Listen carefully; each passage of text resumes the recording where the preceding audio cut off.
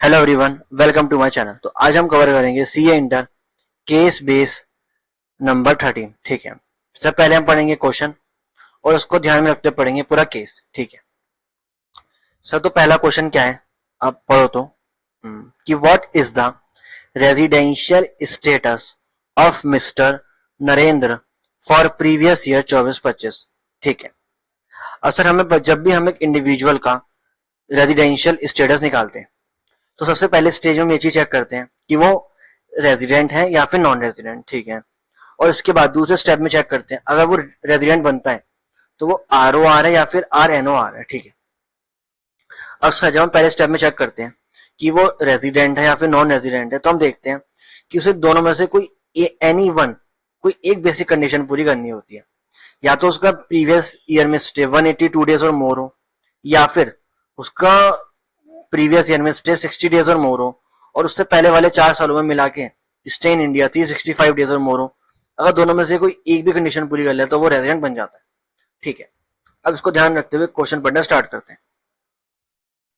तो मैंने कहा मिस्टर नरेंद्र शर्मा, जिनकी एज है 54, ये एक इंडियन सिटीजन है जो carrying on retail business in Dubai, जो इंडिया के बाहर बिजनेस करते हैं। ही frequently visit India for business purpose and details of his visit in India are as follows। ठीक है, ये पहली बार इंडिया आया था 2019 में, फिर यहाँ ये अलग अलग डेट्स में आया था, उसकी इंफॉर्मेशन मुझे दे दी। ठीक है, आगे देखते हैं। Afterwards he decided to shift India permanently in India. ठीक है, and close his business in Dubai. ठीक है, so he came to India on 27 November 2024 and joined Indian company Cosmos Heritage Limited. ठीक है, एट कहां पे? मुंबई में। और कब से? 1 दिसंबर 2024 में। ठीक है, from December 2024 he has taken a flat on rent, कितना? 60,000 पर मंथ, फ्रॉम मिस्टर सार्थक एन इंडियन रेजिडेंट। ठीक है, एंड मिस्टर सार्थक हैज प्रोवाइडेड हिज पेन। ठीक है, इसके बाद जब वो इंडिया में आए तो वो जॉब पे लग गए तो उनको सैलरी इनकम होने लगी, और इस सैलरी की जानकारी मुझे दे दी कि बेसिक कितना कमाते हैं, फिर कॉस्ट ऑफ लिविंग अलाउंस इतना है, ये बेसिकली DA होता है, DNS अलाउंस। ठीक है, उसके बाद HRA मिलता है इतना। ठीक है, और कुछ अदर अलाउंस भी दे दिए। ठीक है, ये दे दी सर मुझे सैलरी की इंफॉर्मेशन। इसके अलावा क्या इंफॉर्मेशन है?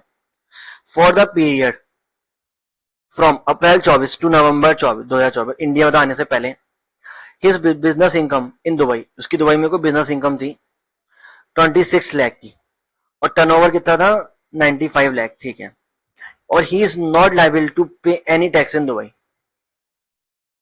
ठीक है सर, ये लाइन क्यों दी? देखो, ये लाइन देख के आपको थोड़ी चीज दिमाग में आनी चाहिए कि जब भी हम रेजिडेंट स्टेटस निकाल रहे होते हैं और ऐसी लाइन दे दें, तो एक कॉन्सेप्ट पढ़ा था हमने सर, डीम्ड रेजिडेंट। वो क्या कहता है? अगर आप नॉन रेजिडेंट हो, ठीक है, और आपकी इंडिया से इनकम 15 लाख से ज्यादा है और आप किसी और कंट्री में टैक्स पे नहीं कर रहे हो, तो हम आपको इंडिया का डीम्ड रेजिडेंट मान लेते हैं। याद है वो सब? बिल्कुल याद है। तो जब भी ऐसी लाइन दे और क्वेश्चन में आपसे रेजिडेंशियल स्टेटस का पूछे तो समझना, हो सकता है कहीं ना कहीं डीम्ड रेजिडेंट वाली बात आ सकती है। ठीक है, और इसके अलावा he is active in equity share trading after coming to India. वो इंडिया में कुछ शेयर ट्रेडिंग भी करता था जिससे उसने ये सब कमाया। इसके अलावा सबसे डिविडेंड भी मिला इंडिया में, और बाकी वो ओल्ड स्कीम अप करने वाला है क्योंकि वो डिफॉल्ट स्कीम से बाहर जा रहा है। ठीक है, अब सर मुझे उसका निकालना है रेजिडेंशियल स्टेटस। सबसे पहले स्टेप में ये चीज चेक करूंगा क्या वो दोनों में से कोई एक बेसिक कंडीशन पूरी कर रहा है। ठीक है सर, अगर आपको याद हो, सबसे पहले हम देखते हैं कि आप प्रीवियस ईयर में स्टे 182 डेज और मोर है। तो देखो इंडिया में कब आया था? 24-25 के अंदर। देखो यहां तक तो सब 2023 की बातें हैं। 2024 के अंदर, 24-25 के अंदर वो बेसिकली आया था 27 नवंबर 2024 को। अब हम यहां से 31 मार्च तक काउंट करें तो देखो कितने दिन बैठते हैं। आपने निकाला नवंबर, दिसंबर, जनवरी, फेब, मार्च, सर 125 डेज। मतलब पहली वाली कंडीशन तो पूरी नहीं कर रहा है। ठीक, दूसरी कंडीशन, अब मैं देखो दूसरी कंडीशन में चेक करना होता है प्रीवियस ईयर में स्टे 60 डेज और मोर। तो यहाँ पे देखो पिछले प्रीवियस ईयर में स्टे 60 डेज और मोर तो है, और साथ ही साथ उससे पिछले वाले 4 सालों में स्टे मिला के 365 डेज और मोर। तो पहले वाले 4 साल कौन से हो गए सर? 23-24, 22-23, 21-22 और 20-21। और आप इन सब में स्टे इन इंडिया निकालोगे तो आपका स्टे आएगा 206, ठीक है, जो 365 डेज और मोर से कम है। मतलब वो दोनों में से कोई भी एक कंडीशन पूरी नहीं कर पा रहे, तो उसका स्टेटस क्या बन गया? नॉन रेजिडेंट, ठीक है। अब सर, अब याद हो हमने पढ़ते पढ़ते लाइन पढ़ी थी, वो लाइन ये थी कि वो कहीं और इंडिया में टैक्स पे नहीं कर रहा है, और मैंने उस वक्त कहा था शायद ये कहीं डीम्ड रेजिडेंट की तरफ हिंट तो नहीं कर रहा। अब ये चीज हमें चेक करनी पड़ेगी। देखो, डीम्ड रेजिडेंट बनने के लिए बेसिकली हमें 3 कंडीशन चेक करनी होती है। पहली कंडीशन क्या? नॉर्मली जब मैंने आपका स्टेटस चेक करा तो वो क्या आना चाहिए? Non resident. आपकी इंडियन सोर्सेज से इनकम 15 लाख से ज्यादा होनी चाहिए, और आप किसी और कंट्री में टैक्स पे ना कर रहे हो। तो हमने चेक कर लिया नॉन रेजिडेंट तो है, दुबई में टैक्स भी पे नहीं कर रहा। बस ये चीज देखनी है क्या इसकी इंडिया में इनकम 15 लाख से ज्यादा है। या मैं देखा सर ये तो सैलरी इतनी कमा रहा है यार पर मंथ, तो अब निकाल लो सर, इन सबको जोड़ोगे तो सो ऑब्वियस 15 लाख तो उससे उसको कहीं ऊपर जाएगा। तो ये तो सही मारा से 15 लाख से ज्यादा है। इसका मतलब क्या हो गया? ये तीनों कंडीशन पूरी कर रहा है, ये नॉन रेजिडेंट भी है, इंडिया से इनकम 15 लाख से ज्यादा भी है, और किसी और कंट्री में टैक्स भी पे नहीं कर रहा है। तो सर इसका स्टेटस क्या हो गया? Deem resident. समझे? तो आंसर क्या होगा? Deem resident. तो पहले का आंसर क्या हो जाएगा सर? Deemed resident. तो ये ध्यान रखना, थोड़ा अच्छा क्वेश्चन था, ठीक है, ओके। अगला क्वेश्चन क्या है कि which of the following statement is correct in respect of dividend paid by Rainbow Limited to mister Nayan. Sir dividend वाली लाइन मैंने एंड में पढ़ी थी। देखो, जो रेनबो लिमिटेड है उसने वो डिविडेंड बांट दिया कितना? 200% ऑन 28 फरवरी 2025। फेस वैल्यू एक शेयर की 10 है। रिकॉर्ड डेट कितनी है? 31 जनवरी 2025। अब आपका ध्यान जाए, देखो जब भी हम डिविडेंड बांटते हैं हमेशा हम फेस वैल्यू में बांटते हैं। मतलब यहाँ पे लिखा है 200%, तो 200% निकालना है किसका? जो डिविडेंड की फेस वैल्यू है उसका, ठीक है। अब सर मुझसे क्या कहा है, मुझे बताना है कौन सा स्टेटमेंट सही है। तो पहले मुझसे पूछा कि वो डिविडेंड रिसीव हो रहा है रेनबो लिमिटेड से, क्या वो एग्जाम्प्ट होगा in the hand of Narendra? Sir यही गलत हो गया, क्योंकि डिविडेंड शेयर होल्डर के हाथ में टैक्सेबल होता है अंडर अदर सोर्सेस। तो सर ये वाला तो सही नहीं है, ठीक है। अगला क्या है? Dividend receive from rainbow limited is taxable in hand of Narendra. Sir बिल्कुल, यहां तक तो सही लग रहा है, but since the dividend is less than 10,000 no tax is required to be deducted। तो क्या इस पे कोई टीडीएस नहीं कटेगा? आपको क्या याद आ रहा है? तो देखो, अगर आपको याद हो कि सेक्शन आता है सर, सेक्शन 194, जो बात करके चलता है कि कब हम डिविडेंड पे टीडीएस काटते हैं, और वहां पे सर लिमिट गिवन है 5,000। अगर 5,000 हो और साथ में कुछ कंडीशन हो तो नहीं कटता है टैक्स, उससे ज्यादा तो कटता है। तो यहाँ पे ये कह रहा है सर 10,000 से कम ऐसे नहीं कटेगा, तो ये चीज भी गलत हो गई, क्योंकि यहाँ अगर 5,000 होता तो शायद सही हो सकता था, और यहाँ 10,000 है, और 10,000 तो कोई लिमिट है नहीं, लिमिट तो 5,000 है। तो मतलब ये भी गलत हो गया, ये भी गलत हो गया, ठीक है। अब सर अगला क्वेश्चन पढ़ते हैं। चलो, अब वो कह रहा है सर डिविडेंड जो है वो टैक्सेबल तो होगा, बट सर किस रेट से टीडीएस कटेगा, क्या अमाउंट होगी? अभी देखो दोनों क्वेश्चन में अलग अलग अमाउंट है, तो हमें चेक करना पड़ेगा कि किस अमाउंट से टीडीएस कटेगा। अब सर देखो, पहली बात तो ये चीज समझो, डिविडेंड दो टैक्सेबल होता है फॉर शेयर होल्डर, ठीक है। अब सर इस पे टीडीएस अप्लाई होगा या नहीं, तो पहले मुझे देखना पड़ेगा टीडीएस की डिविडेंड की कितनी अमाउंट है। अगर 5,000 तक है तो शायद ना कटे, और 5,000 से ज्यादा तो कटे, और अगर कटेगा तो किस रेट से कटता है सर? 10% से कटता है, ठीक है। अब मैंने कहा देखो डिविडेंड मैं किस रेट से पे करूंगा? 200%। इसका फेस वैल्यू का। अब फेस वैल्यू के लिए पहले निकालना पड़ेगा इसका कितने शेयर हैं। तो आप देखो उसने कौन कौन से शेयर परचेज करें रेनबो लिमिटेड के। सर एक तो यहां परचेज करें 50, इसके अलावा सर यहां परचेज करें 200, और सर यहां परचेज करें 100। तो आप तीनों को जोड़ोगे तो उसके पास कितने शेयर हैं? 350। तो टोटल फेस वैल्यू कितनी हो गई? एक फेस वैल्यू कितनी थी? 10, 350 कितनी हो गई? 3500। कितना डिविडेंड दोगे सर? 200% फेस वैल्यू के ऊपर, तो 7,000। तो 5,000 से ऊपर है, मतलब टीडीएस तो कटेगा, और किस रेट से कटेगा? 10% के रेट से, ठीक है। तो जब अगर मैं इसका करूं 7,000 का 10%, तो क्या आएगा? 700। तो किस रेट से टीडीएस कटेगा? 700 से। क्या किससे ऑप्शन था? देखो ये रहा डी, कि टैक्स जो डिविडेंड है वो टैक्सेबल होगा in the hands of Narendra, सही है। और टैक्स किस रेट से कटेगा? 700। तो आंसर हो गया डी।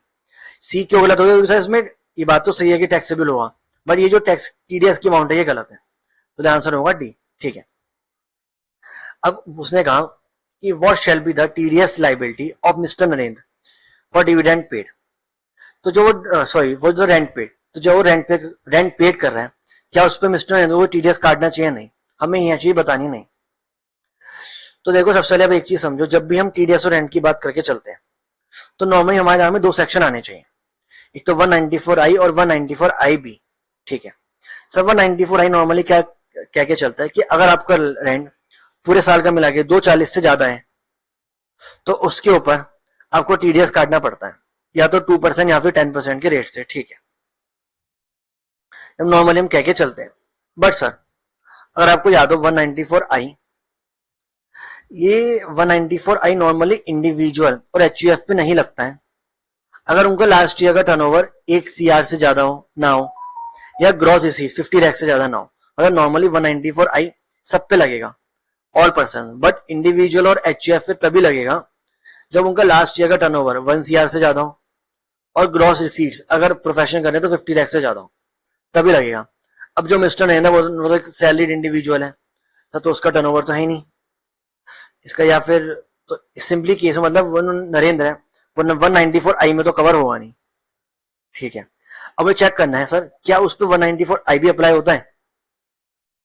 सर तो मैंने देखो पहली बात तो ये में ध्यान रखना कि 194I मानो आप पे अप्लाई ना हो तो ये मत क्या रेंट पे टीडीएस कटेगा ही नहीं, नहीं, तो वहां पे एक बार 194IB भी जरूर चेक कर लेना।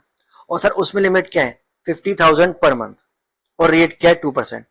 अब देखो सर हम कितना रेंट पे कर रहे हैं, या देखो हम तो रेंट पे कर रहे हैं, देखो ये रहा 60,000 पर मंथ, जो 50,000 से तो ज्यादा है, मतलब 194IB में ये कवर हो रहा है। और देखो 194IB में वो सब सारे इंडिविजुअल एचएफ कवर होते हैं जो 194I में कवर नहीं हो रहे। अब जो नरेंद्र है वो 194I में तो कवर नहीं हो रहा है, मतलब वो IB में कवर हो सकता है, प्रोवाइडेड कि उसकी लिमिट पार हो रही हो। सर उसकी लिमिट पार हो रही है मतलब उस पर टीडीएस काटना पड़ेगा 2% के रेट से। तो क्या करेगा, 60,000 इंटू 4, ये आ गया टोटल रेंट पेड इसका 200%, तो उसे इतना टीडीएस काटना पड़ेगा अंडर सेक्शन IB। तो देखो ये रहा, mister Narendra is liable to deduct TDS under 194IB और कितना 4800। ठीक है, अब सोचने का what would be the income chargeable to tax under the head income from salary. सिर्फ सैलरी की बात करी है और किसी हेड की नहीं, सिर्फ सैलरी की।